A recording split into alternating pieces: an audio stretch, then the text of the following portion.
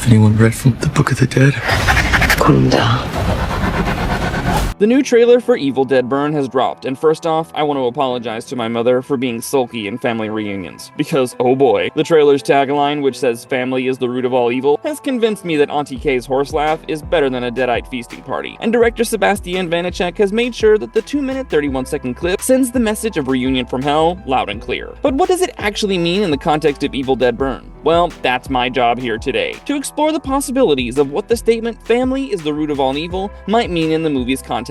Let's spin the theory wheel! Family is the core theme of Evil Dead Burn. It's pretty much out in the open that Vaniček is making a film which keeps personal ties at the center of it, and now the trailer has made it evident that all trouble started with the simple yet extremely rigid idea of keeping a family together at all costs. See, themes of a family's grief have dictated the last movie Evil Dead Rise of 2023 too. There, we specifically had motherhood as the driving force in the film. But if you look at the larger picture, elements of holding on to family members and protecting them in the face of Deadites were definitely prominent. We got estrangement between the sisters, and a husband who left his wife and kid, and of course Beth, who began as a reluctant pregnant woman, eventually evolved into this guardian for her nieces and nephew, which kinda brings home the idea of how her sense of motherhood evolved, and slowly turned into a familial instinct. So, seeing Vaniček walk down the road of evils rooted in family feels like he's subtly expanding the universe, though with a standalone film. However, from what we got in the trailer, it's safe to say that the filmmaker is giving a dark twist to the mama bear angle. We see Susan, who cannot come to terms with the untimely loss of her young son Will, and basically says that she would do anything to get him back and be together again. What was supposed to be a supportive get-together among the mourning family members and words of love at Will's funeral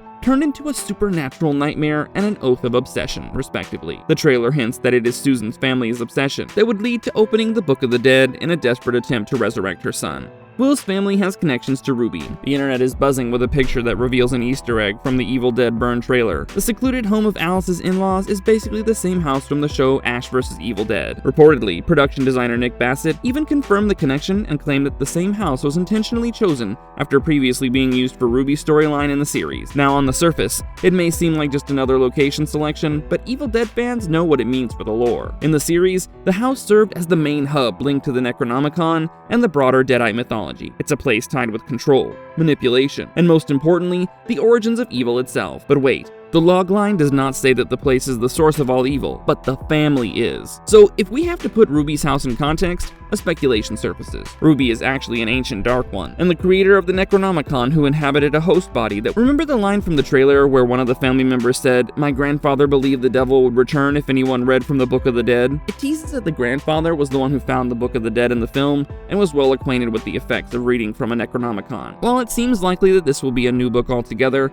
the hint to the family having a dark history and one of the Deadites saying to the family, "We found you," further supports the idea that the characters might be the extended family of Professor Nobi, the archaeologist who discovered the first Necronomicon from the original 2 films. If it's indeed some later generation of the Nobi family, then family is the root of all evil makes a lot more sense. What if it's the Necronomicon Ex-Mortis? A blink and you'll miss it detail from the first trailer of Evil Dead Burn showed us a man falling on the ground and facing the camera with blank white eyeballs. So what does it mean? We know that there are 3 different books in the Evil Dead universe, and of course that leads to confusion over which book does what. However, by playing with the possessed person's eye color, each book has its own personality. It's known that being possessed by the Necronomicon Ex-Mortis leads to changes in physical characteristics, and though not always the case, solid white, pupilless eyes is the most common trait. By connecting these dots, we can assume that Evil Dead Burn may be using the Necronomicon Ex-Mortis and summoning the Kandarian demon. And guess what? Director Vaniček shared a page of the Necronomicon which featured Kunda, part of the spell that calls on the Kandarian demons, written across it. While Kanda has been part of the franchise since 1981, Kunda was introduced in the 2013 remake, and Vaniček spotlighting it specifically signals that Burn sits firmly in that post-2013 continuity. We can see the bits of the incantation in the trailer too. So why am I blabbering about the Necronomicon Ex-Mortis? Because this book always poisons whatever circle it lands in. No discrimination whatsoever. And in Evil Dead Burn,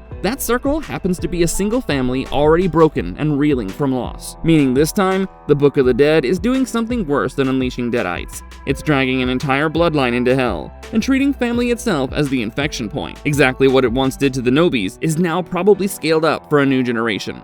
Alice's husband's family has some seriously dark secrets. Evil Dead Burn has kept most of its plot under wraps, but after the release of the new trailer, its logline says, after the loss of her husband, a woman seeks solace with her in-laws in their secluded family home. As one by one, they're transformed into Deadites, turning the gathering into a family reunion from hell. She comes to discover that the vows she took in life live on, even in death. It's the last bit which caught my attention, and here are my 2 cents. Alice probably got married into a family which harbors some deep secrets that may or may not be connected to the Necronomicon alone. The scene where we see the girl pouring hot wax into her mouth and saying perfect family reeks of sarcasm and suggests that Will's home already had a tension-filled dynamic and they were probably always forced to keep up the quintessential happy family facade. When Alice took her wedding vows, she was unaware that her dead husband's family would create such a dangerous situation where she has to uphold her promise and suggest a personal battle against evil. If you think about it, this idea of a woman getting married off into a sinister family and then uncovering some horrific truth surrounding the union is quite the trend. Ready or not, something very bad is going to happen. They more or less followed this trope. Now, if we bring in the words on the poster that every family has its demons, it further points us to the direction that this family has always been messed up and probably dealt in some shadowy, ominous business. Once again, the dialogue about the grandfather confirms such a mystery shrouding this family. And for my final reveal, I found the Green Band trailer, which shows just how fixated the family is on Will and his marriage to Alice. Lines like, "No, that was Will's seat," when Joseph tried to sit on it. Or Susan telling Alice, "You were his wife, and why aren't you wearing the ring?" Which soon turns into an intimidating argument and screams how sus this family is, and that they're absolutely capable of going to any extent to bring Will back, the cost of which Alice has to pay.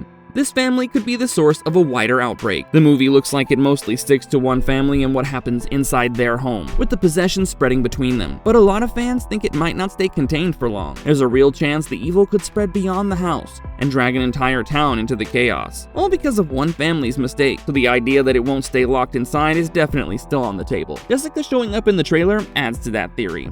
In Evil Dead Rise, we last saw her heading into that lakeside nightmare already possessed, basically acting as a carrier for what comes next. Her story wasn't wrapped up, which makes her feel like a loose thread in this new continuity. Even if Evil Dead Burn doesn't directly continue her story, the idea still works. One infected survivor or even one bloodline can be enough to start the next outbreak. That feels like a natural step forward for this world, and it makes it easier to imagine how Will's family could end up causing something much bigger down the line. Alright guys, that's all for today. I know some of these theories might sound a little too weird, but trust me, I'm so damn excited to find out how significantly family relations will play into this Evil Dead movie. Do let us know your thoughts in the comments below, and if you like this video, don't forget to subscribe to our channel, and I'll see you in the next one. Bye!